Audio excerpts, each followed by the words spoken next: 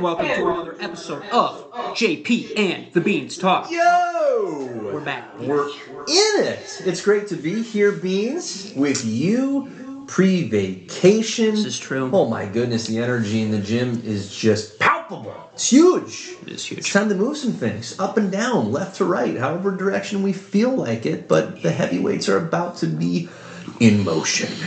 What a great thing. It's great. Let's just say Shazam and power up, eh? Shazam! Yeah. He should say it like that. You know what? That would really have to be part of it, right? Where you can't just whisper the word, but you've actually got to say it, say it with your chest. Right. Really just get it out there. This is true. Yeah. Interesting. Although whispering's kind of sneaky, you know? It is. You can get a little lightning bolt. It is. The lightning bolt's never sneaky, though. So that's why I feel like it's got to be a loud and proud kind of Shazam every time. If you're just like, Shazam. Maybe. Wouldn't it be awesome if the way in which, like, you said Shazam had to do with the caliber of lightning that struck you, and therefore the strength, right? The overall amount of superhero powers that were bestowed upon you. Like, if you're not feeling it, you're just like, you know what, whatever, Shazam. It's like, well, you get this itty bitty spark. It just it's like getting hit with a taser. It's like, that wasn't worth it. It just reminds me in Dragon Ball Z. Sure. They yell when they power up. Okay. And I remember they were talking about the English voice actor for Goku, the main guy, when he was going into like a new transformation for the first time on screen. Right. He passed out because he was screaming so hard. So Easy. Just sell it out. Right. Good for that guy. No, it's great. I mean, vacation is on the horizon for you. Work is on the horizon for me. So, actually, it's great for you. But it's great for it's me. A fun time of year. We're in the thick of March Madness, so sports ball is just exciting. There's the World Baseball Classic that baseball fans like myself are enjoying. USA. Anytime you get a chance to chant that. By the way, America. Far and away the best chant that any country has, right? No country comes even close. What can another country even chant? Mexico. Great Britain. Bolivia. Right. Terrible. USA. Chad. It's the best. Chad. That might be the only one that can compete. Okay. Chad. Okay, that's pretty good. Except they can't compete in anything because they suck. So, tough break, Chad. And also it sounds like they're cheering for a specific person. Right. Yes. Right. I wonder if our founding fathers were like, listen, someday when sports are huge, and we know they're going to be huge, we want to make sure that our country has an opportunity to dominate in the chanting game, just as they will dominate on the field. It's great. Makes I love sense. it. Absolutely love it. Makes sense. Yeah. Well, hey, what should we talk about today? Your vacation plans? I really don't want to hear about it. I was going to say, where do you get goldfish in the wild? Ooh, probably from the water. Or Sam's Club. I mean, were you talking like cracker goldfish? No. Like the actual goldfish. Like the little ones that swim around. Where do you actually get those? It's a stumper. I have no idea. I don't know either. I don't know. I know the big ones are in like Japan, but I don't know about the small, tiny ones. Were Kill those the mics. manufactured? Kill the mics. Time to go find out. Let's just go do it. Let's go hunt them. We won't come back until we find them. Does it make sense? Or we could talk about Shazam! Fury of the Gods. Yeah, we can do that too. Yeah, I think we saw that just the other day. Yeah, maybe. Pretty decent flick. Mm-hmm. We'd love to chat about that. That's neat. And in the March Madness spirit, we have compiled, per your glorious mind, a bracket of our own. This is true. To get into the spirit of the March competition and the March craziness that we're going to unveil here in the back half of the episode. Yes, I'm excited. Absolutely. I mean, we've got not just your blue bloods, but we've got your obscure villains and heroes that are about to compete each other in a competition that is as random as it will be hilarious and unpredictable. That is the goal. Yep. So we just went from top 5 to top 64. You're welcome. Right. Incredible stuff. It's true. And only one champion, as it is in America, where ties are not allowed, will exist. Yeah, throw those participation trophies down the toilet where they belong. Garbage. You know, I got a toilet bowl medal at one point when I was younger. I'm sorry. Yeah, stupid. No, that's not We should okay. have burned them. My dad was pissed because he 100%. was the coach. He's No, pissed. you don't need that. No. You don't need it. Just get rid of it. So, a lot of good content to chat about today. On a programming note, just for those of you that are curious, we are going to recap The Mandalorian show.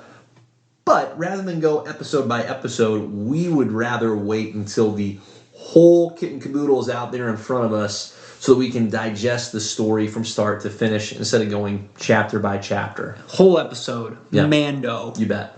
I think that's going to be great because we've done the episode by episode, and I am more eager to just digest the whole meal in one fell swoop. I agree. Yeah, instead of taking a bite here and a bite there. Put the whole turkey in front of me. Let me gobble it up. Absolutely. Don't just give me the stuffing and the mashed potatoes in a separate week. Let's just do it all. Yes, I agree. Okay? I agree. Great.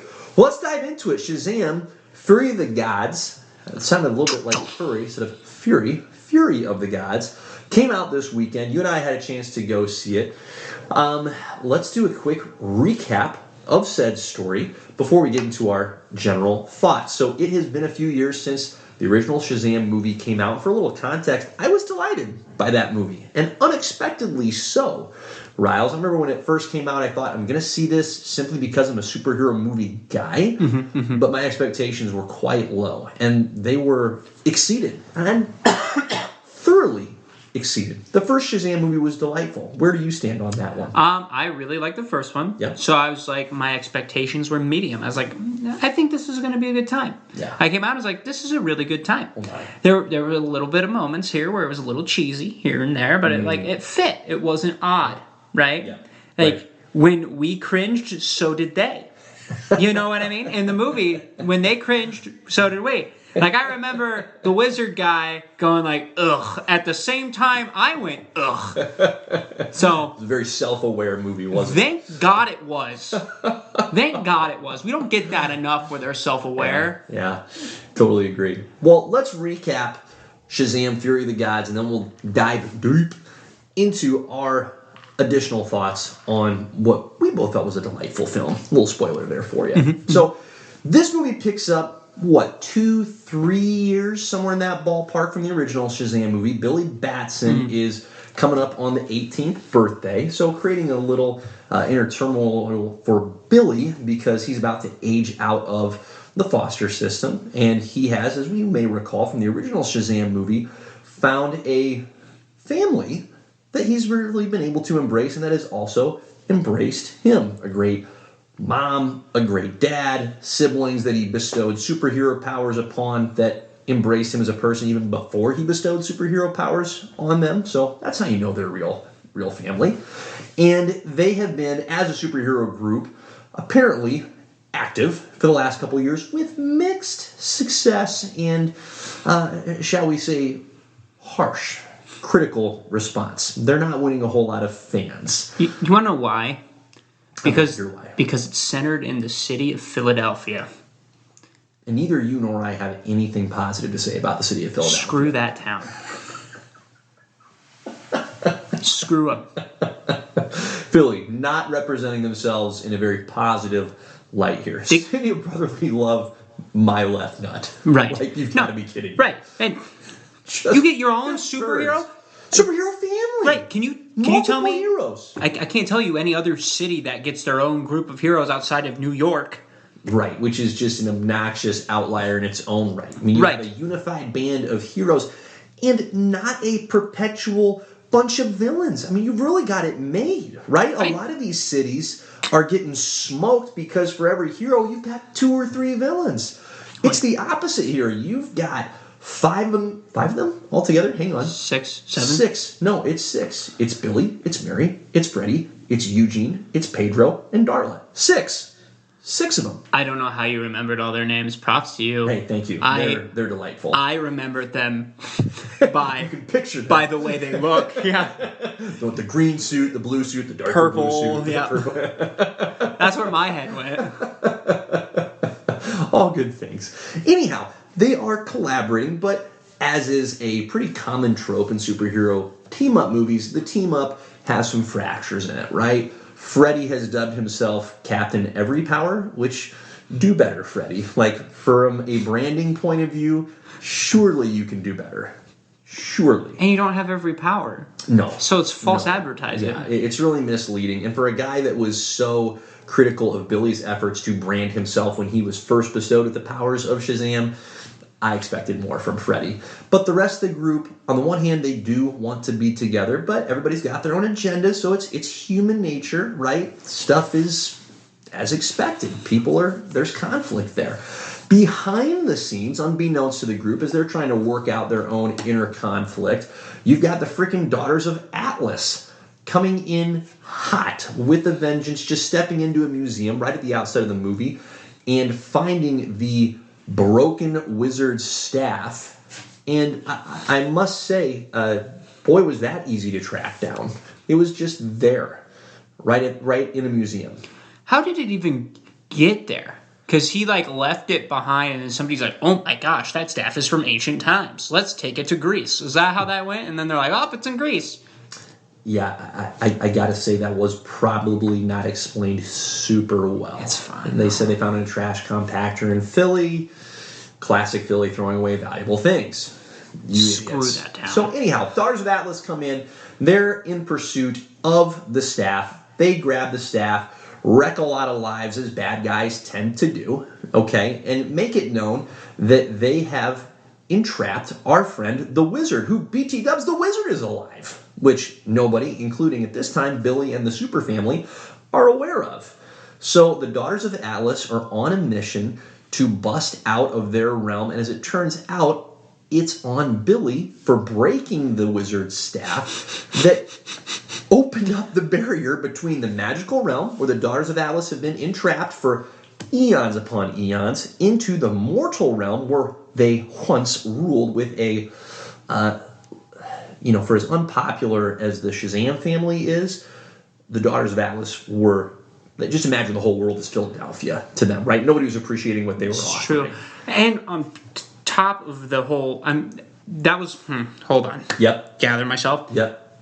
When they said that they broke it, I forgot how it broke. So Yes. that flashback was a perfectly timed flashback, Yep. and just Showing how Billy just right straight over the knee. That was all it was needed. It was clean. I was like, huh, that's good. Good job. Yeah, good movie making to incorporate that flashback, because also it had been long enough since I'd seen the original that I couldn't have told you, hey, here's how that staff got busted. Right. So point is, the realm is exposed.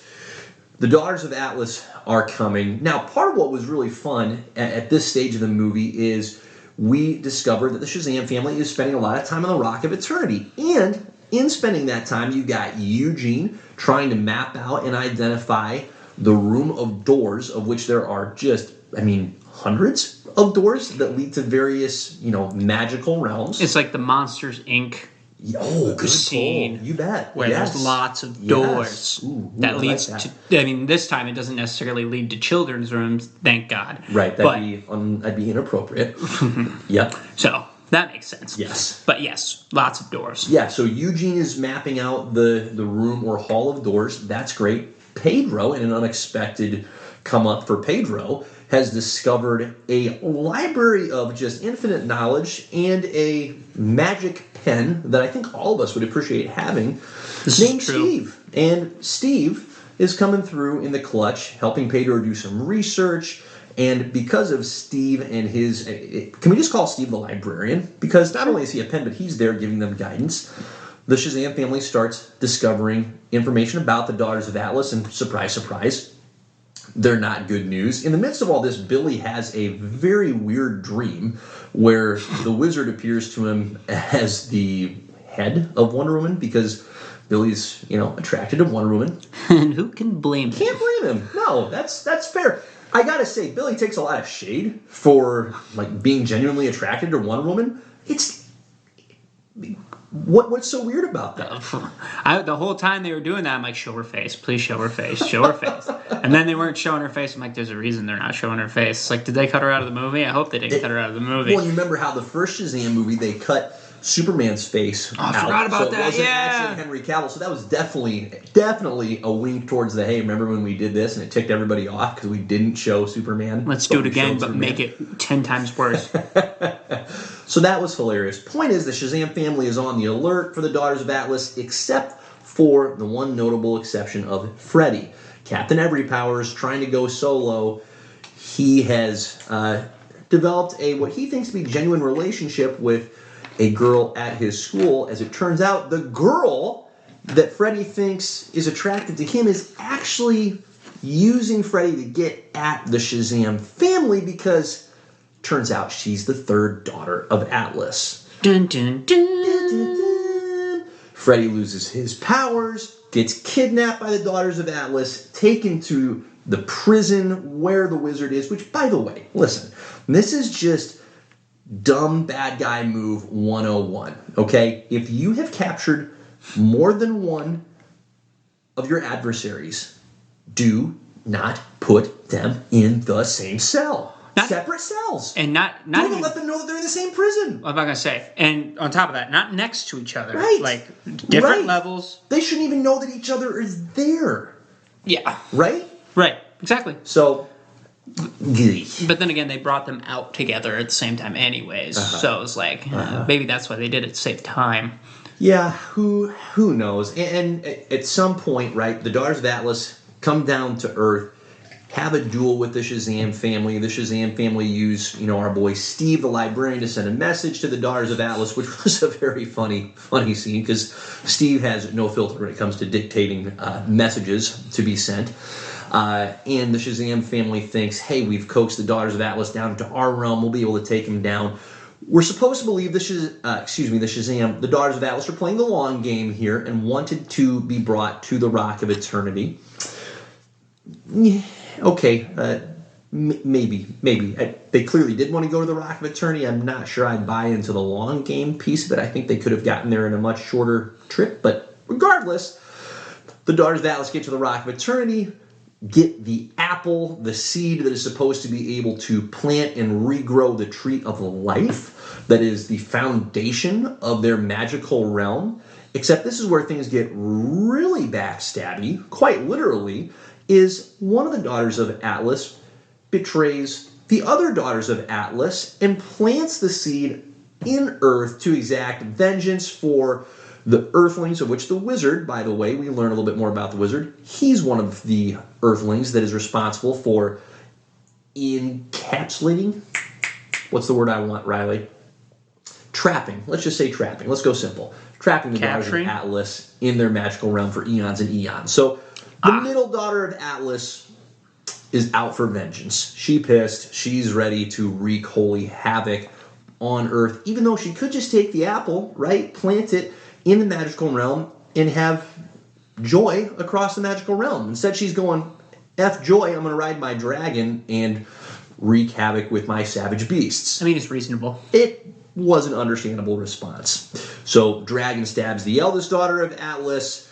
Middle daughter of Atlas steals the power of the youngest daughter of Atlas, and now the Shazam family, which is down to pretty much Billy, is destined to try and stop the madness. Moral of the story, sisters suck. I'm not touching that. I'm going to let you deal with that on your vacation with your sister. She doesn't listen to this. I'm not worried. Okay, Lil, come on, give us a listen. We're worth it. Now, Billy, we'll condense this down. Billy, as is not unexpected, saves the day, right? Takes down the Daughter of Atlas and plays the ultimate hero card of the personal sacrifice. Dies in the effort, which I don't think I saw coming. I didn't either. Point. No. I'm like, are they just going to keep him dead because of the new Flashpoint stuff? Felt like they could. And I was like, felt like they could. Really? And then he's dead for a while. Yeah, dead for a good long while. Gets buried. I mean, this is a pretty good move, right? Gets buried in a grave in the magical realm. So that's pretty good as far as where you're going to get buried. And the wizard just happens to drop the little nugget as the Shazam family and the wizard are standing around Billy's grave mourning. Oh, yeah, it'd be nice if we had a god, because they could revive Billy at this point. But sorry, guys, there's no gods left. And then cue the Wonder Woman But music. they didn't even say that they could revive him. He just said that it could bring magic back to the realm. Yes. There you go. You're right. Thank you. Good clarification. So we still thought he was just going to stay dead. Right. Cue the Wonder Woman music, which is still phenomenal. Wonderfully executed on the music part. Yeah. Gal Gadot in the flesh, head to toe this time. We get every bit of the superhero cameo. She rolls in as the goddess, brings magic back to the realm. That's pretty neat, right? Because we would like to see the magical realm do well. There's a lot of potential there. And Billy Zombie, comes straight out of the turf, very much alive and in good shape. So great to see Billy amongst the living. And as Shazam, I thought it was weird that he died not Shazam. Sure, died and then and was I'm guessing Billy. the magic made him Shazam. Good question. Not a Because- good explanation for that one, but good question. Because maybe because he died as Shazam, then the magic left, went back to a boy, and then because the magic came back as Shazam because he technically died as Shazam. I'm all in. I'm all in with that explanation. When he comes back as Shazam, he gets his Shazam family their powers back, which is great. Clutch. They all move back into the house together. Sadly, they're still in Philadelphia, so that's kind of permanently a bummer for them. Move. Find new digs. Get out of Philly. But the movie ends on a high note, and that's really positive. And then we get a couple end credit We did. scenes. Okay, first end credit scene, we have Harcourt and Amelia Harcourt and John. I can't think of John's last name now. I'm blanking on it. From the Suicide Outside Dave. Squad. Outside Dave for you new girl buffs. And James Gunn's wife Yep. for you directing buffs. Yeah, good on James. Apparently that was as recent as late 2022. So congrats, I guess. But anyway, they roll in wanting to recruit our guy Shazam to the Justice Society. Okay, so how much of a tie-in is this to the DCU at large? Still very much TBD. As we read, or as I read prior to starting this pod, frankly, the Shazam director doesn't even know. No. So, to be determined, or at least he's keeping a tight lid on it. The second end credit scene was also a great deal of fun. Like, these were two fantastic end credit scenes just out of pure entertainment. Right. We had Savannah, now full beard, mustache, still shaven head, who has spent 2 full years in prison, and Mr. Mind, the caterpillar, the worm. I hate that thing. Revisiting Savannah's cell, apparently for the first time since visiting 2 years ago. And yeah, you should hate that, because a freaking worm or caterpillar that has a mind of its own, and it's an evil one at that, nothing good can come from that. That's just creepy. On top of that, I'm pretty sure in the comics he gets big. And I don't want to deal with a big caterpillar, all right? That talks? Nah, I'm out. No, I remember reading I'm Shazam out. comics with Mr. Mind in them. It was creepy. I mean, these were like 1960s. He's gross, Shazam isn't he? It's just unpleasant. Yeah. It's just a weird. Do I want to gross myself weird out? concept. I kind of do. You kind of do. So there's your recap for Shazam, Fury of the Gods. We hit on the key points. Riley, what about this movie did you enjoy the most? And before you answer that question, I mean, we're in agreement here. We were thoroughly entertained by this flick, correct? Any discrepancies there? I'm sorry. looking up Mr. I, Mind, aren't I you? looked him up. It was gross. I put him up. You want to see? Let's see. Look at number 3. No. Yeah. This is what I was familiar with. It's Is just this a one? mother-loving bug.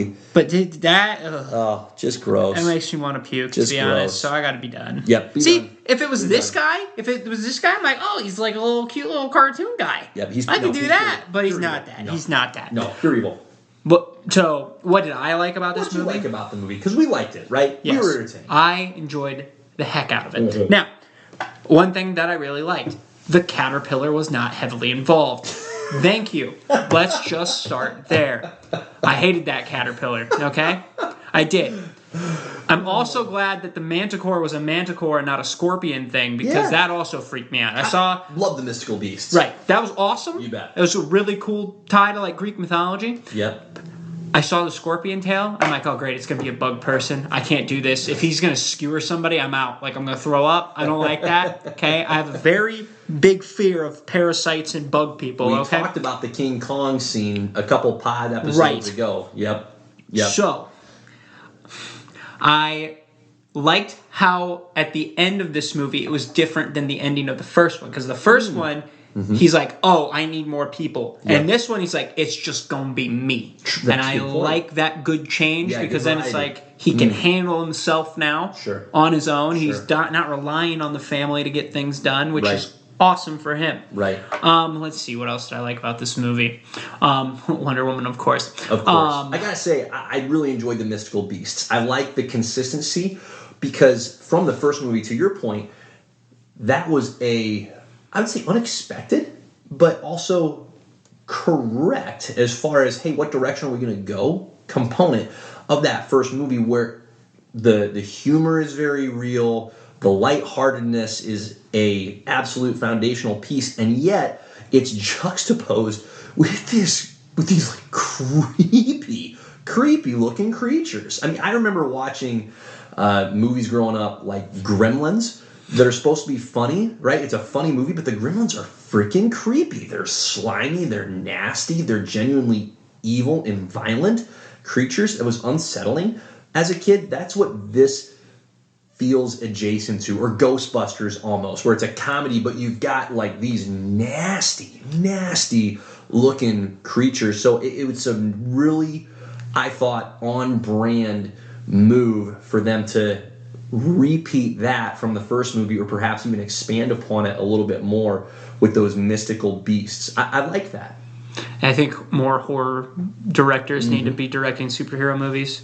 They've got a touch for it, because you're right completely, and they somehow made unicorns badass. Like, incredible. Not in my wildest dreams was I like, oh yeah, unicorns are gonna be a massive drive in this movie, and sure as shit, the unicorn scene was fantastic. Oh my gosh! Yeah. So yes, I like that because I like I said, I like the Greek mythology, so that's all fun for me. Yes. But yeah, I'm trying to think what else I like about this movie because I think we hit a lot of it. Yeah. But I will say, after watching this movie, I'm genuinely interested in Shazam lore.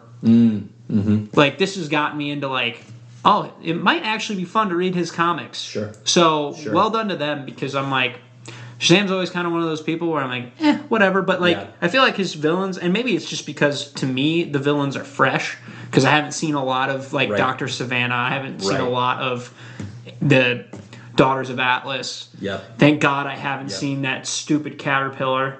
But like, outside of that, like I don't know very much. So yeah, I think the last 15, 20 years the character has struggled, right? Just hasn't found sound footing. But I think in previous decades, like coming into the 2000s, he was a really worthwhile and unique character. And I think where it got tough is he's always most similar to Superman, right? And since he's in the same comics line with DC, that was, I think, as DC and Action Comics kind of merged together, where, you know, Captain Marvel, now Shazam, and Superman originated from. As those two lines of comics merged under the DC umbrella, I think from a production side, they said, you know, we really just need to live with one of these and not the other. And Superman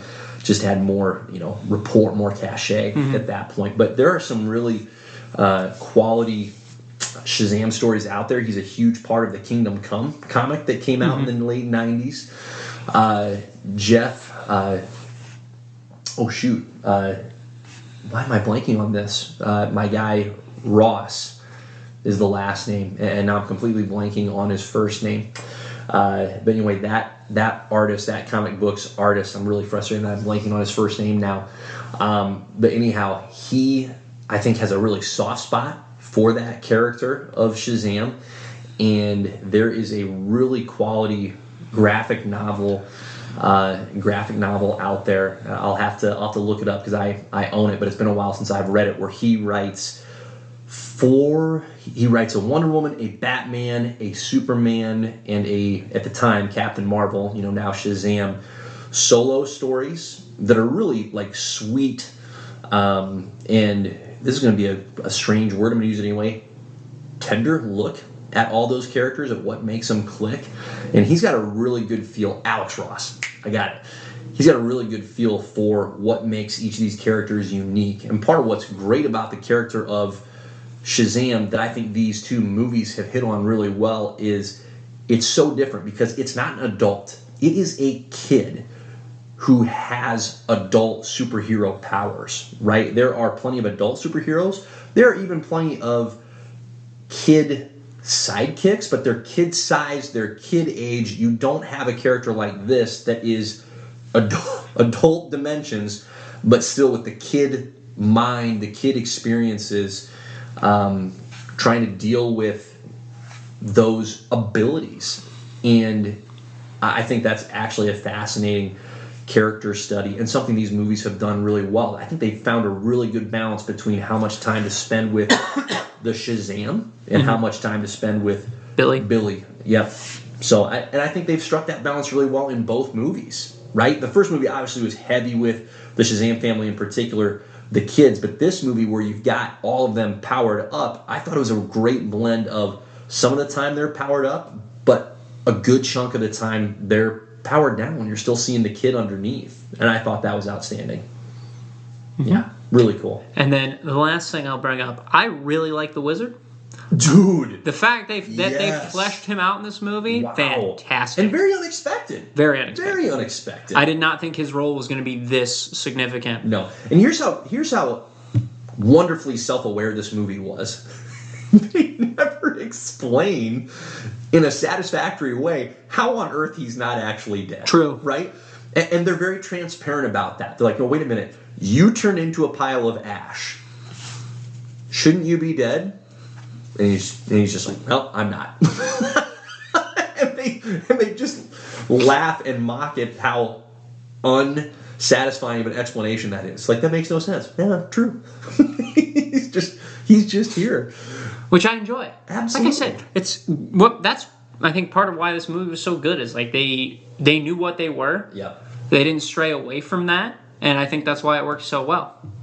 Yeah. And it didn't. Here's what was fascinating to me. It didn't feel like, and I don't know how to articulate or fully understand this, but for as humorous as the movie was, for as clearly as it wanted to, be not just comedic but poke fun at itself, it didn't feel like it came at the expense of being able to take the characters sincerely, right? Like, it wasn't as if they're saying, hey, this is all just a big dumb joke. We're sorry that we're here. This is really lame, isn't it? Like, it somehow took itself seriously while also being self-aware enough to laugh at the absurdity of so much of the movie. That was really impressive to me. So, now the big question I think that you and I have, and probably anybody that's paying attention to these movies, what's coming next, right? Is this character destined for more as the DCU resets itself later this summer with Flashpoint, or is this it? Is this all we're going to see of Zachary Levi as Shazam? I sure hope we see him back. Mm-hmm. Here's where it's going to get a little tricky. Yep. Because out of all of the superheroes, like you kind of said already, Shazam's a kid. Mm-hmm. Well, he's already 18, and it's movie number 2. Yep. So, Are they going to lean into the whole he's just a young kid with a bigger persona? Yeah. Or are they going to age it up to the fact where it's like, you know what, Zachary Levi is Billy Batson as an adult just in general and then powers up? Mm. That's what you have to ask yourself. That's the weirdest point. That's the weirdest part because we haven't really seen him besides, Kingdom Come where he's already an adult. Yeah. But throughout the comics, he's a kid. He stays a kid. Right. So yeah, Bruce Wayne stays 35 always. Billy Batson stays 15, 16. Right. And always. Maybe a little younger too. I don't know. But at max, no question. Right. Yeah. 16 at max, it maybe closer to 12, 14 range. But right. Yeah. So I don't know. That's a really good point. Yeah, they've made that challenging on themselves. Now, I suppose they could, right, with Flashpoint, since they're going to use it as a reset, they could say, oh, now Billy Batson is 14. Again. Right? Again. But if I had to choose, I would rather they maintain the current, cast. I was going to say, just embrace it at this point. Yeah, just lean into it. Just because someone's 18 doesn't mean they're automatically, mature. As it Which we've out. seen. Yeah. So I think they can still. I think they've got some mileage that they can utilize with that character. But you're right. They're making that more challenging on themselves than is probably ideal.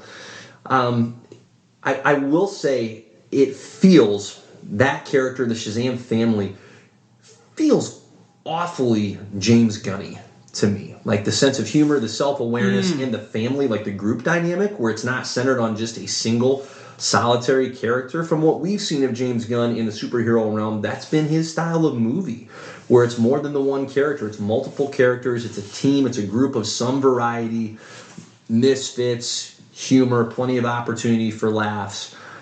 It would be odd to me, just from a, hey, what feels most like what James Gunn enjoys? It would feel very odd if the Shazam group, the Shazam family, doesn't make the transition into this next phase of the DCU. And nothing that's happened in those movies, they have obviously gone out of their way to reference other Justice League members, and this was the first time where you had, a genuine cameo from one of those Justice League characters. So maybe there's awkwardness if Wonder Woman and Gal Gadot's version of Wonder Woman never, doesn't make the cut, let's say. I don't want to live in that world. Gets upset in round 1 by Farley Dickinson.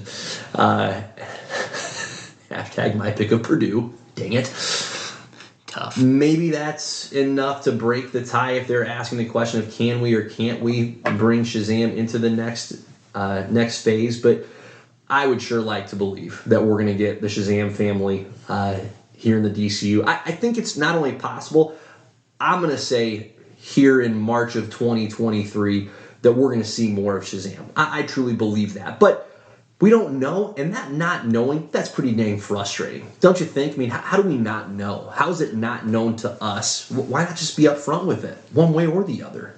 Like, that was the most confusing part of James Gunn's announcement for his Chapter 1. Yeah. And he hasn't announced the full Chapter 1 yet, but I couldn't figure out why he wouldn't announce who he's keeping, right? Like, because all these characters you're already familiar with, they're selling points as far as I'm concerned at this point, because you're like, oh, I really like Jason Momoa's Aquaman. Is he sticking around? Correct. And now we just have an oddly placed Aquaman movie that we don't know what to do with. Yeah, so, I think it's hurting these movies. Right. Because we know we're not, we don't have our heads in the sand. We know this movie isn't making a lot of money. But I don't think that's because of the movie. I think it has so much more to do with the desired flavor right now is that continuity, right? Right. People that get invested in these want to see these movies, and rightfully so, because it has proven to be more rewarding when they are tied into a wider story, a wider world of characters, and a bigger story that their smaller story fits into. And so to leave Shazam hanging out here, listen, if the Guardians of the Galaxy, if Marvel can release that movie, and it can make hundreds of millions of dollars, and that was a good movie, obviously, in its own right, but the only reason people went to see that movie was because of all the movies that had come before, and they knew, hey, this is a movie that is incorporated into that larger story. I mean, I would say this movie, Shazam! Fury of the Gods, this is a comparable movie to Guardians of the Galaxy. In terms of overall quality, storytelling, the dynamic, this is really similar, okay? Different people are going to have different personal preferences and say this one's better than the other, and that's fine. But these are really similar, at the very least, tone and style of movies. And the big difference to me in terms of the financial success that Guardians had and the financial lack of success that Fury of the Gods is having is people are going, what's the point of me seeing this movie? Especially if the character is just not going to exist within the next 12 months. Right? Well, right. Because there's so much content to consume. So you have to choose what you're going to see. What's the point of going to see this movie if I can just go see another Marvel movie later that I know is actually going to matter?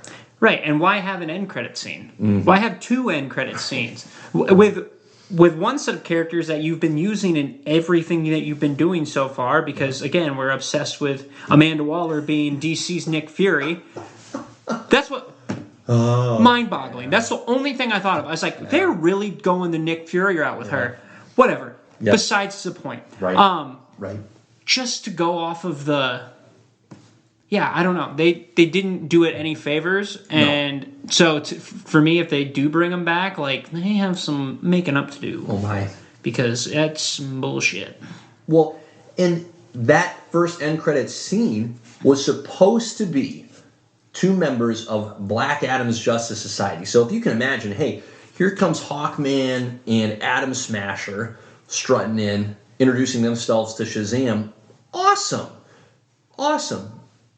Instead, we get two, relatively obscure characters from the Suicide Squad movie and the Peacemaker show. Okay, it's a miss. It just is. It's a missed opportunity. It's the pattern of DC up to this point.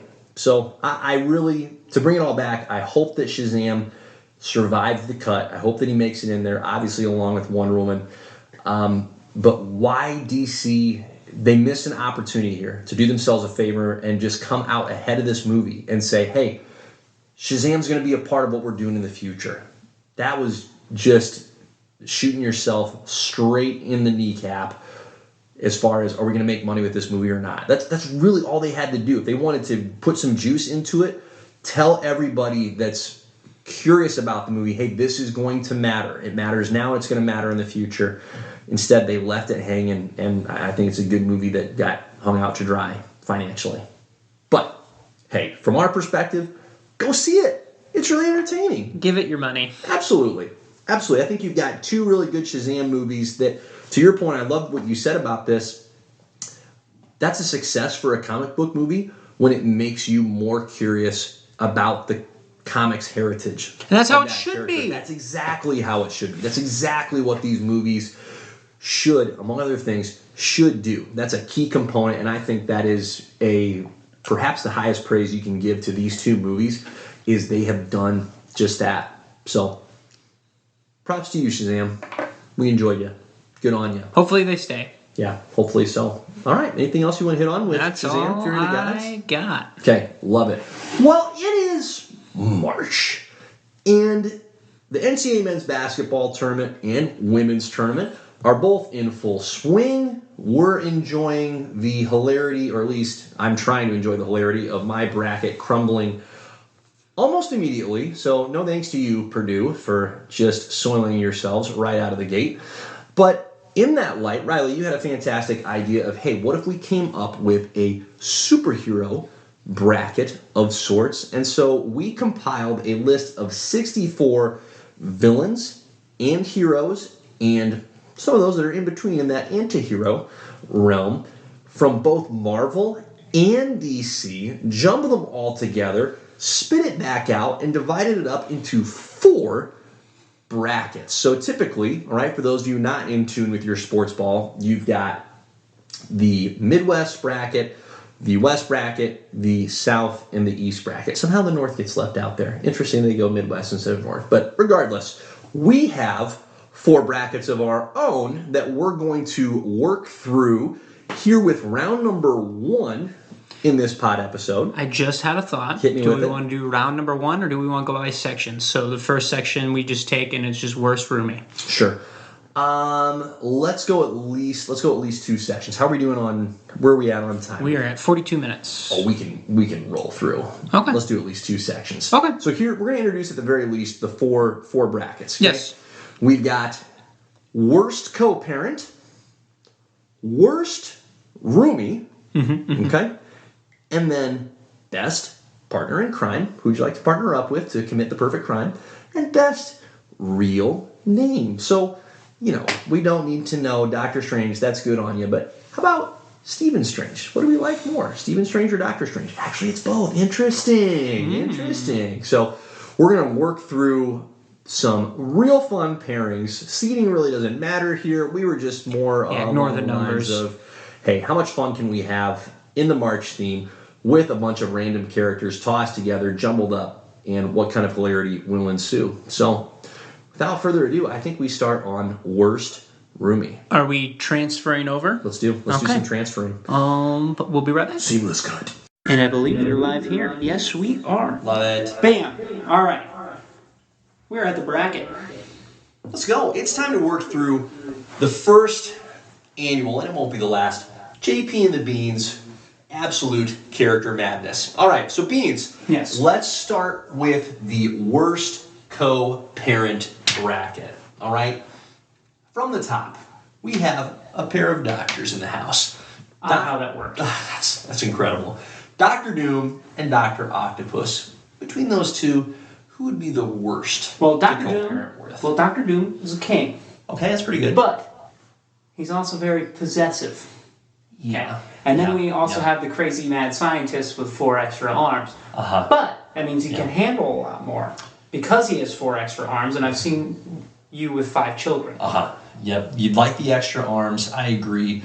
Doc Ock, I think, just has a little bit more humanity left in him. Doctor Doom. You think so? Doctor Doom should be the better parent because you'd have servants, right? He's got all these kings. He should be having them take care of things for you. And the kids are going to have manners. Yep. Doc Ock's just a little bit of a wild card. I think he's the worst parent. You think he's the worst parent? I do. I think Doc Ock is the worst one. Dr. Doom just presents so much potential, even if you wouldn't follow through on it. I think Dr. Octopus is the worst. I forgot the argument we were making. So yes, that makes sense. Yes, worst co-parent, Dr. Octopus. I was going for the better one, but that makes sense. Yes. Well, you can approach it that way. It just they both have their doctorates, though. That's impressive. Right. You got some intelligence there. Just makes you wonder how it's going to go. All right. Next round, Sinestro and Batman. So Sinestro is the embodiment of fear, and Batman is also the embodiment of fear. I think your kids would stay in line either way. True. Yeah, because they're just terrified to ever do anything wrong. Right. And he's had like 12 kids that he adopted. So. Yeah, there's an altruistic side to Batman that you really got to appreciate. And Sinestro had one daughter. And ended up betraying him for the good people, and then went back to the bad people for a little bit. But Sinestro's easily the worst parent. I mean, Batman's got Alfred, right, who's a good co-parent. Right. And Sinestro's just a true bummer. So, sorry, Batman. For that. Sinestro's the worst co-parent here. Batman's out. Clearly. Sorry, Bats. Round 1 upset. Sinestro. Bummer. Okay, Atrocitus and Spider-Man. Atrocitus leads the angry Lanterns. Yeah. And Spider-Man is all about great power and great responsibility. Right. He's going to teach your kid good morals. So Spider-Man's definitely the worst one. He's right. He's the one you don't want to parent with. Yes. So definitely angry lava spitting guy. Yeah. Probably he might have lesser. You'd have to worry about your kid killing you because of Atrocitus. Or him killing the kid. Not good. Okay, Atrocitus. You're the winner because you suck. Agreed. Sorry, bud. All right, how about Green Arrow and MODOK? Now, hear me out. Here's the argument for MODOK being the better parent. Green Arrow, communist. Green Arrow's a communist? Green Arrow's a communist. What do you mean he's a communist? I mean, he's a communist. He has very strong communist leanings. He's not all about the good old US of A. Really? Really. Socialist, communist, I forget exactly which one. But politically, he'd be a tough one to parent with. He's a commie. Yep. MODOK, I don't know. I mean, that's just a weird... I'm not sure I'm uncomfortable with MODOK as a co-parent. I feel like you could almost program MODOK to do what you want. You think you could program him? I think you maybe could. Whereas Green Arrow, it's like, he's... Okay, so he can teach the kid some good, survival skills... But morally, what are we teaching the kid here? I'm still amazed that he was a communist. Yeah. I'm still wrapping my head around that. Because MODOK, is also crazy, big head, little legs. Yeah. He's not catching anyone. He's not helping you in the genetics side. Right. And he's a pushover. Ugh. Green Arrow's at least rich. And on the good guy's side. And on the good guy's side. Yeah, you got good influences around. Yeah, MODOK. Yeah, it really is. I'm going to Google that later. Is Green Arrow a communist? Don't quote me on that. Might be socialist.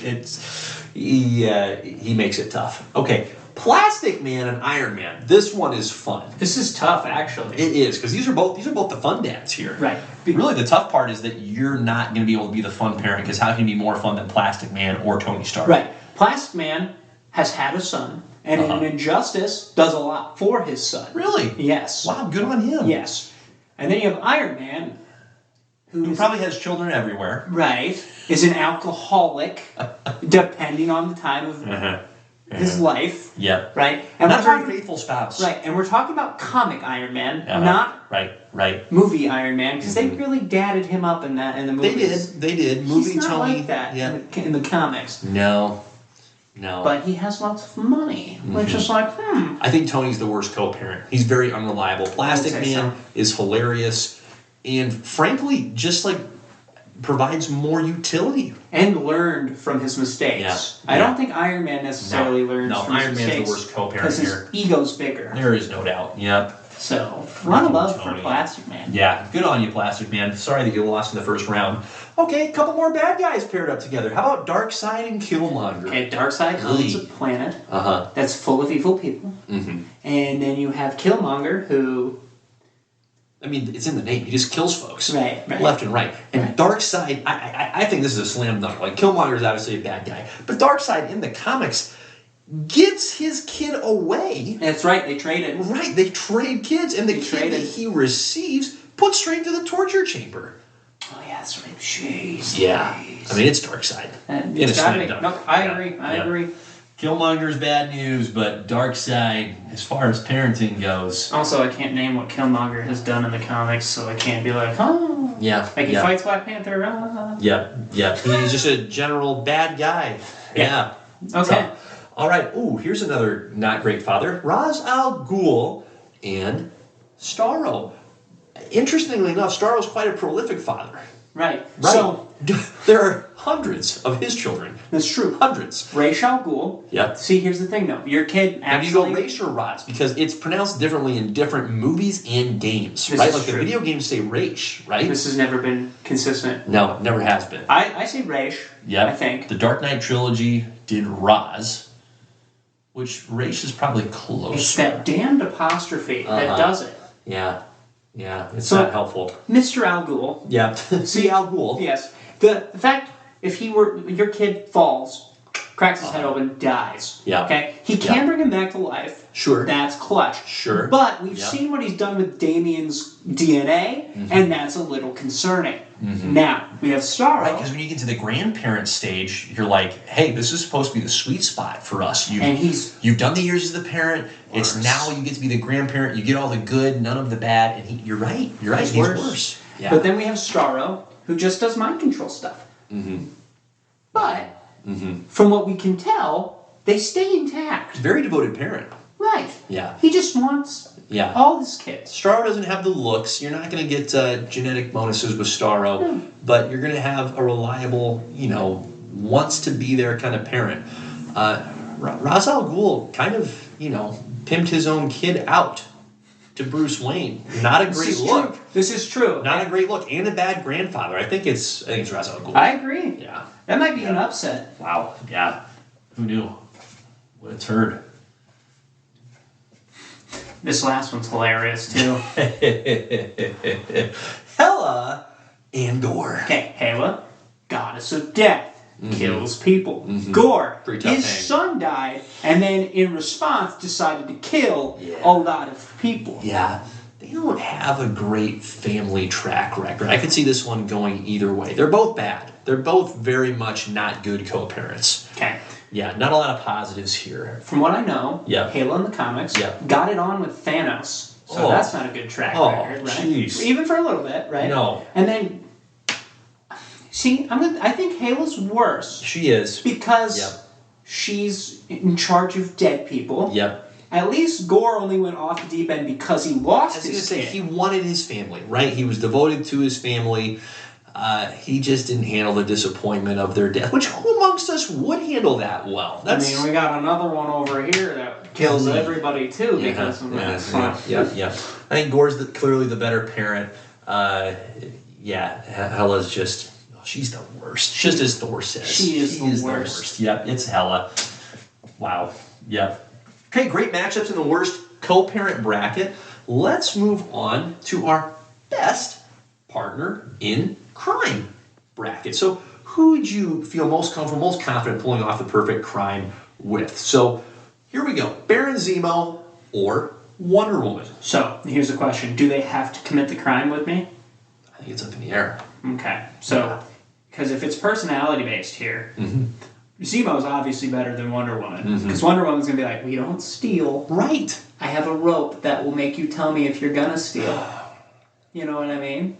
And you want someone that has some kind of... like, her abilities are very loud, right? Right. I'm not sure how helpful that is in the crime. Now, I'm thinking of kind of a heist type crime. Okay, yeah. Right? I can't think of She did fit a sword in a dress. True. That was well done. No, good pull on your part. But Zemo, I mean, he successfully impersonated Bucky Barnes, set him up to take the fall in the movie. That is true. He did kind of commit the perfect crime. Yeah. In Civil War. Yeah. Wonder Woman's just too moral. It's got to be Baron Zemo here. I think so. I agree. Yep. Zemo's the guy. Good on you, Baron Zemo. All right, next pairing. The Mandarin and the Flash. See, Mandarin's got magic rings. but I think he's a greedy son of a bitch.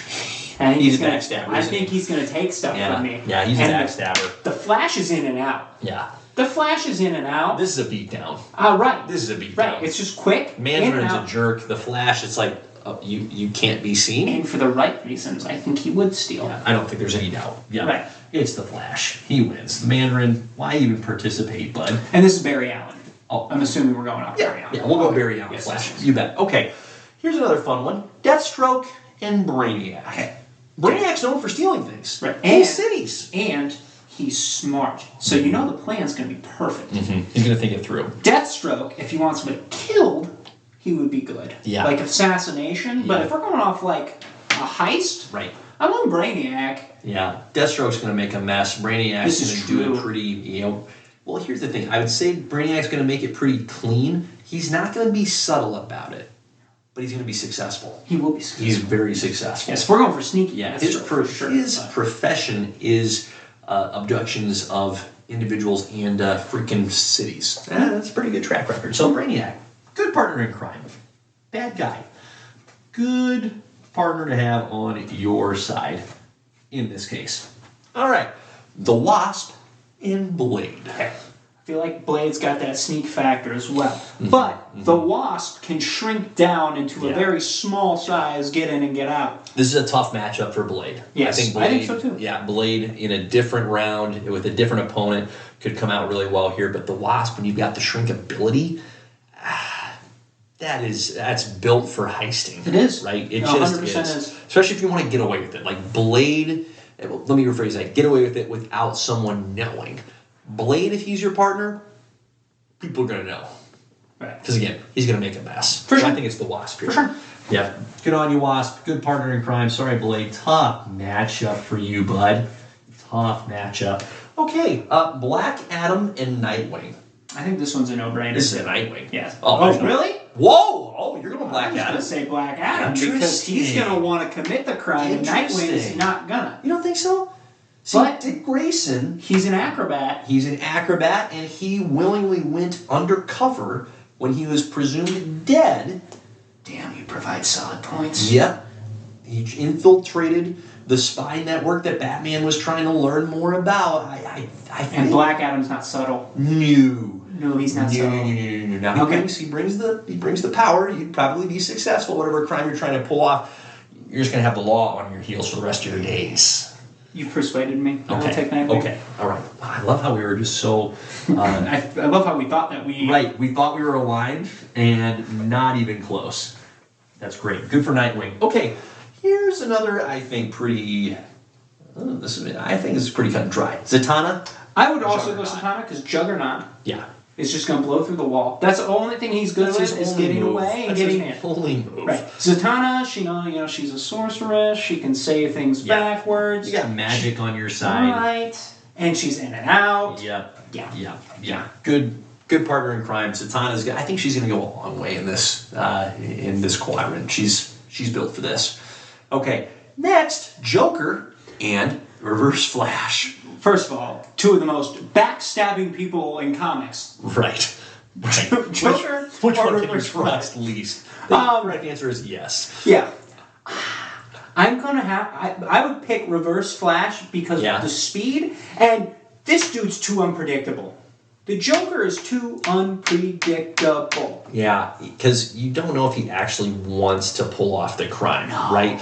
He's all about, he's all about the chaos, so it's more of the thrill of the, hey, what could make this go worse? Right. At least the Reverse Flash has set goals and will achieve them to a certain extent. Joker ain't doing that. Yeah, I agree with you, though. Still not a great partner because he's going to betray you. But so is the Joker, and probably going to make it worse. So, yeah, in this case, Reverse Flash.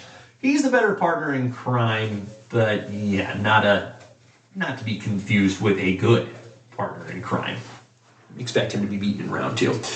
All right, Kingpin and Superman. Listen, Superman's not even going to get on board. If Wonder Woman's going to have he's the Boy Scout. That's he's the worst partner in crime, isn't he? Yeah, and Kingpin is the guy of crime. He's the Kingpin of what? Crime. There it is. Crime. Yeah, Kingpin. Yeah. Makes sense. Although he's definitely not subtle. He's a big boy. But he has a bunch of henchmen that is going to do it for him. The Kingpin knows when to, make the noise, when to send the message. This is true. And when to deploy the subtlety. And in particular, he knows how to set other people up to take the fall. There's a reason he was the main villain in all of the Amazing and the Spider-Man 90s cartoon. Right. He's good at what he does. Yes. Yeah, he's good at what he does. All right, excellent. Moving on to worst roomie. So we've got Aquaman paired up with Dr. Fate. Worst roomie. Okay. Well, Aquaman's going to want you to live in the underwater, which is tough because I can't breathe underwater. And he's going to fish over. Yeah. And they smell like poo. We know he smells bad. Yes. We just know. And Dr. Fate. And he's always going to have his girlfriend around because Mara's always there. You're this third wheel in it. Right. And Dr. Fate's kind of one of those guys, though, that you're like, oh, he's just in his room. Like, he's just going to stay in his room. He's not going to do anything. The worst thing that could happen is he summons some sort of weird magical creature. Right, there's noises coming from his room that you're like, hey, bud? Why are you doing this at 2 a.m.? Everything okay? And also, I'd like to go back to bed. Right. Yeah, just pick your time differently. And you know what? He would probably respect that. Right. Yeah. He would be respectful. Yeah. Well, it depends on if the helmet's on or not. If the helmet's on, he might not care at all. Sure. I think more often than not, he'd be the safer roommate here. I'd say Aquaman, just a bummer of a roommate. It's really the smell. Yeah, the smell's not good. Sorry, Aquaman. You win, sort of. All right, Aquaman moves on. Captain America and Parasite. Well, Captain America is going to keep his room nice and tidy. He's the guy who tucks his sheets in too tight.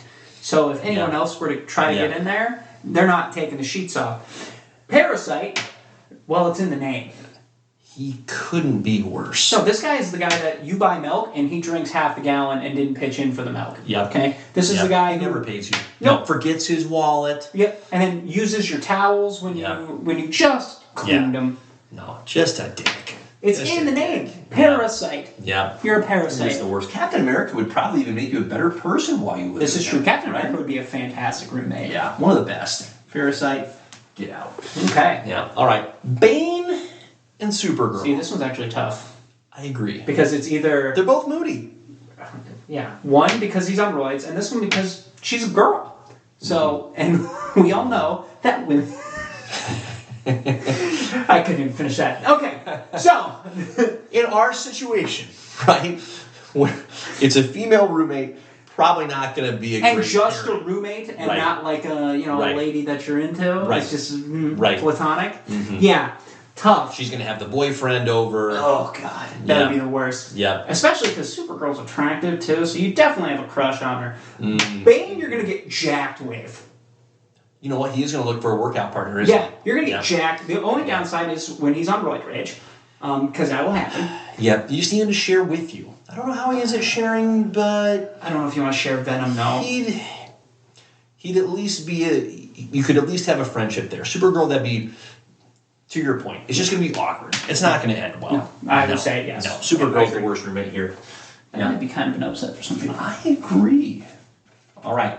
Thanos and Wolverine. These are two crappy roommates, man. Yes. These are two terrible roommates. Remember how we said she's going to bring her boyfriend over? Uh-huh. This dude is the guy. Wolverine's the guy that's going to bring a different girl home every other night. Mm-hmm. And then you have rudely. It's never going to be thoughtful either. Right. And then you're trying to wingman for him a little, and be like, oh, you must be Bethany, and it turns out her name's April or something like that. And he told you her name was Bethany. That's the thing. Yep, right. Yeah, and he set you up for failure. Because he wasn't trying to mess you up. He just can't remember. And then there's cigar butts everywhere, beer bottles everywhere. Yeah, not a great vibe, not a great smell. He's picking fights with you because that's just who he is. Oh, he is smelly. Yeah. I forgot about the smell. Right. And then we have Thanos. And here's, I got one more thing on the smell. Not only is he smelling, and so you're smelling him, but he has a phenomenal, mutant hyped up sense of smell. So here's what's really annoying. He's going to tell you that you smell.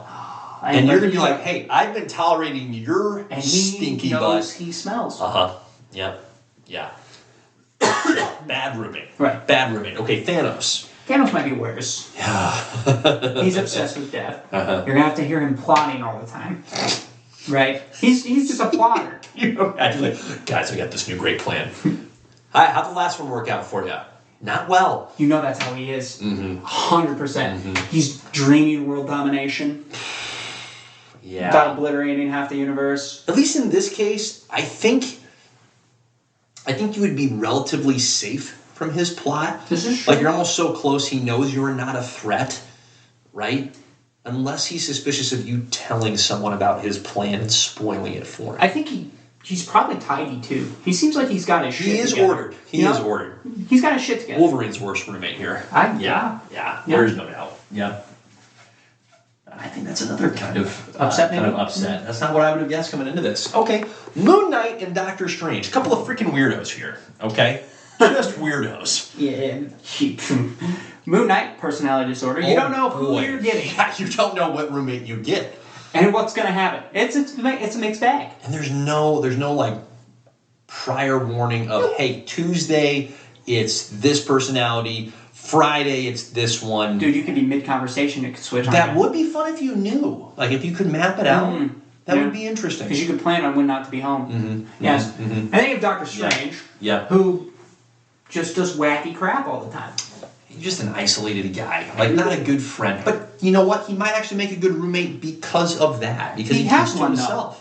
He has Wong. Ooh. So if you're living in the sanctum, you're probably safer than safe. Yeah. I think... Wong would be a good hang. I agree. I think Moon Knight's the worst. I don't disagree at all. Yeah, Moon Knight's the worst roommate there. No question. What a freak. Jeez. Okay, Hulk and Hawk Girl. So you have a guy that, when he gets angry, blows up a room. Yep. Or you have a Hawk Girl who lays eggs randomly around the house.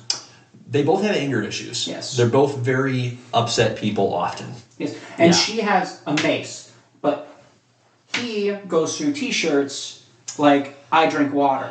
Boy, you hope he's not borrowing your clothes. Right. Yeah. Oh, yeah, you can't let him borrow your clothes. Boy, no. And he'll be like, oh, but we're the same size. And you're going to be like, no. I know what you did to the last t-shirt that I had. I still can't fit into the pants that I gave you. And you can never win an argument with him, right? No. Because you know, listen, if you argue with him, you lose no matter what. You argue with him, he's going to get upset. He gets upset, he's going to turn huge, and then everybody loses, including you. And Hawk Girl's a woman, so it's like... and Hawk... and you know Hawk Man... Right. Oh, he's going to be is out there. He's over constantly. And you know he's a douche. Yeah. He's going to be a douche. Yeah. This is a tough one, right? This is tricky. Yeah. At least when you get Bruce Banner, at least you get like the tidy bud.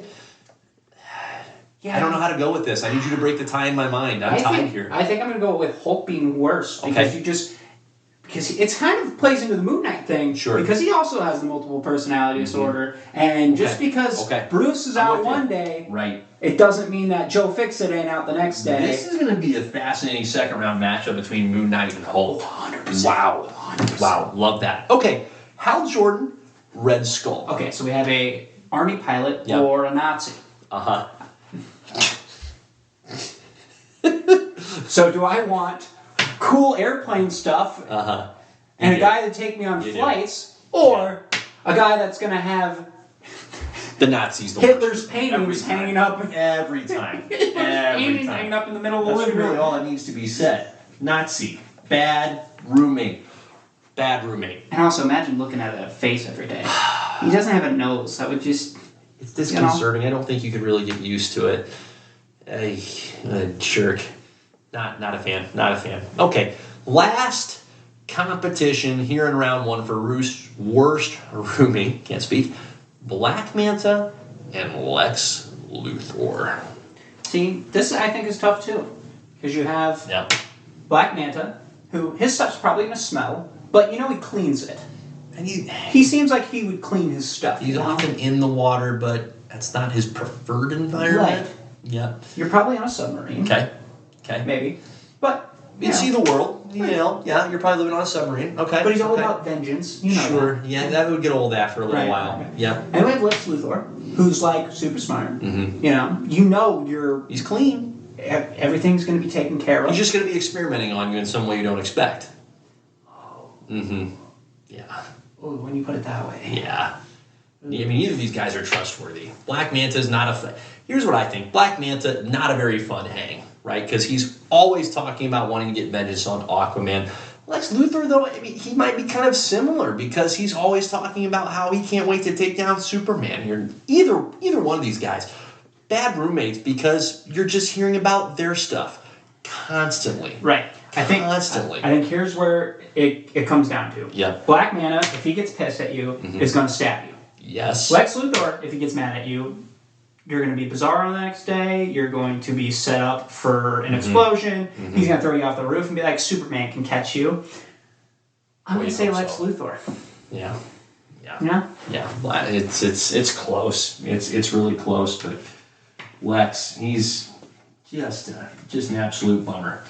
Okay, so that's the worst roommate category. We whittled that down nicely from 16 to 8. The last category is best real name. All right, first matchup, Thor and Ultron. So we have Thor Odinson and we have Ultron. Or do we want to go with Thor's original human name from when he first started in comics, which was... William Blake. Was it William Blake? I know it was Blake. Blake was in there. Dr. Blake. I know. Is it William Blake? Well, if it's William Blake, we're going off of Ultron's got a better name. But Thor's, it's just such a strong name. The Odinson thing is kind of weird, but that's just the mythology of it. Donald Blake, not William Blake. I have William Blake in my head. You got the Blake part right. I didn't know. Right. I was just curious. Okay. Yeah. I think it's Thor here. Ultron is a cool name for a robot. It's a lot like Cher, though. Yeah. Yeah. It's got to be Thor here. Or Usher. Yeah. Yeah. Thor wins. Per usual. Ultron loses. Nearly wins, but loses again. Okay. Batgirl and Black Bolt. Now, Batgirl, we're going to go with Barbara Gordon. Okay. Obviously. Yep. This strong, good name for Batgirl. Now, help me out with Black Bolt's pronunciation. I know there's a third in there. Yeah, it's tough. Blackagar Boltagon, I believe the third. I believe the third is in there. It does not say that here, but it says Blackagar Boltagon. That's awesome. Yeah, that is pretty awesome. Badass. Oh, that's incredible. It's pretty badass. Yeah. I thought there was a third in there. It feels like there should be. I feel bad for Barbara Gordon here because she has like a quality real name. It's not. It's solid. It's basic. But it's not Blackagar Boltagon. No. Yeah. Which, by the way, it's almost too on the nose. It is. It's a silly way to abbreviate it. Like, why not just call him Blackagar? But, okay, Black Bolt, so be it. Okay, Loki and Daredevil, a.k.a. Matt Murdock. Matt Murdock's kind of a badass name. It's pretty good. And it's mainly the last name. Murdock's a pretty badass name. Matt's very basic, but Murdock, that's a really strong last name. And then you have Loki Odinson, which we already got the Odinson in here. You gotta think, is Loki a badass name? It's not. Because I feel like it's going to be used for puns all the time. It just reeks of weasel. It's not good. No, this is a Daredevil win, pretty clearly. Matthew freaking Murdock for the W. And it really sounds good in his lawyer persona, right? Matt Murdock, attorney at law. That's pretty darn salty. Maybe just pair that up, right? Loki Odinson, attorney at law. Sucks. It's true. Sucks. He'd be a horrible attorney. Terrible. Nobody's going to trust that guy. He actually might not be bad in court. He'd be good, but he wouldn't get me clients because of the name. Right, it's true. Yeah, pretty terrible. All right, Green Goblin, a.k.a. Norman Osborn, and Martian Manhunter, a.k.a. Sean Jones. Okay, so we have Norman Osborn, which Norman's kind of like the Green Goblin, and your name is Norman? Norman's just...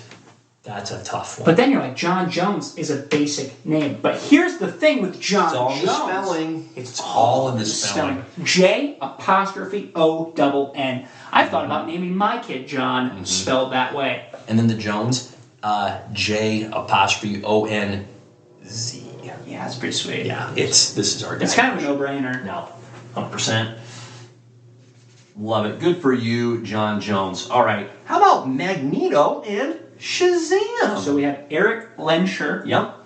versus Billy. Billy Batson. Now, We talked a little bit about Billy earlier today. Eric is cool because Uh-huh. he's got that. Yeah. It's ERIK. Mm-hmm. And Lenscher's, it doesn't roll off the tongue, but But it gives you an immediate feel for, oh, this guy has heritage, right? He has German heritage. It speaks directly to the past of his character True. that leads into the present. So I love that name. Billy Batson, it's a classic comic alliteration, the double B's. it's honestly beautiful in that sense. Yeah, it's well done, but I personally prefer Eric Lenscher. Eric with a K. Yeah, Eric with a K.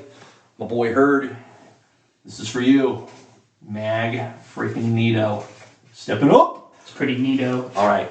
Punisher, a.k.a. Frank Castle. Badass name. Yeah, doesn't matter who he's matched up against. Versus Black Panther, T'Challa, which Good. is also a badass name. Yep. What is does T'Challa have a last name? Or is he also Just like Ultron? T'Challa. Just think so? Cher. I'm Just gonna, Madonna. I want to double check that because I feel like he's got to have a last name if he's a king, you know? Frank Castle just sounds just like who he is. The guy's going to kill a ton of people. That's true. That's true. I lean Punisher here. T'Challa is good. It's solid.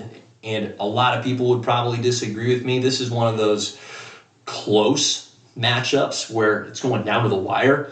The competition is fierce.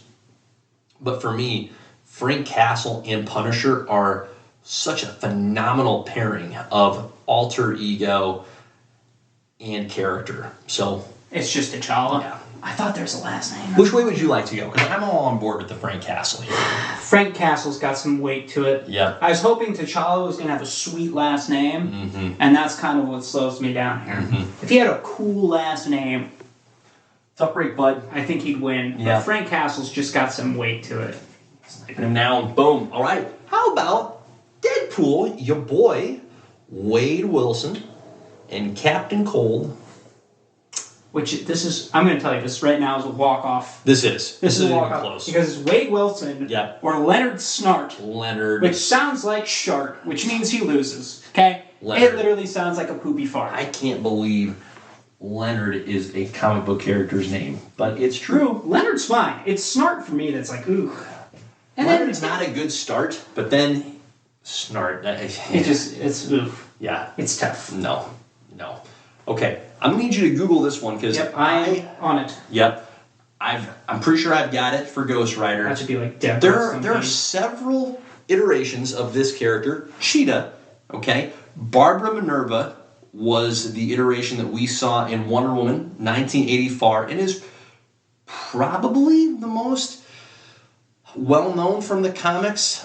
Priscilla Rich is another version of the Cheetah character, but Barbara Minerva, beg pardon, is I think the original Cheetah. I'd have to do a little more research to know That's for what certain. we have right now. And then we got Johnny Blaze as Ghost Rider. We had another Barbara on here. That's kind of crazy. Interesting. Good catch. Yeah, a couple of Barbaras. I don't think mean- Barbara wins this one. No. Johnny You have- freaking Blaze? You have Barb, and then you have Blaze. Yeah. Johnny Blaze. No, that it's- sounds like a motorcycler, it's- which he is. Freaking the Blazer every time. Oh, for sure. Love it. And that's our round one. How about that? It's a quality round I would one. say so, yes. Absolutely. So we whittle it down from 64 to 32. 2 weeks from now, we'll go from 32. I think we're going to make it all the way to the final four. You think we'll finish it? We're gonna get pretty dang close. We might leave the final four for a third pod episode, but I think we can rip through some rounds here in short order and have a heck of a lot of fun doing it. I feel confident. It's great. Well, that was fantastic, Riles. Great work, JP and the Beans' first annual March Craziness bracket. You're welcome. So make sure you tune in to next episode, which will be out not this Friday, but next Friday. Absolutely. And then, what else we got? Is that it? Let's see, Shazam! Fury of the Gods. Go see it. We Yes. highly recommend. Yes. Extraordinarily entertaining. We're looking forward to recapping The Mandalorian. That'll be coming up soon. We're in this little bit of in-between zone, but I've heard a John Wick movie is coming out in the near future. I'm super excited about that. John Wick is coming out. What else was coming out? There was another movie too, and then the Super Mario Brothers movie, which looks dope.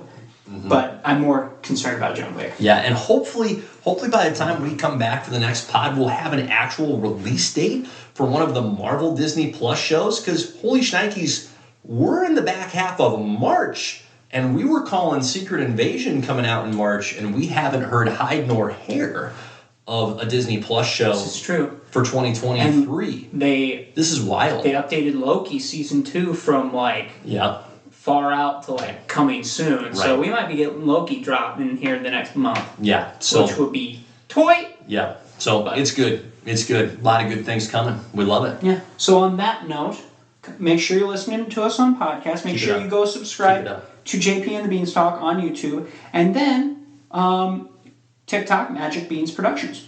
I think that's everything. That's your guy. I love it. So, on that note... Thanks for tuning in, folks. Appreciate it. Godspeed. Peace.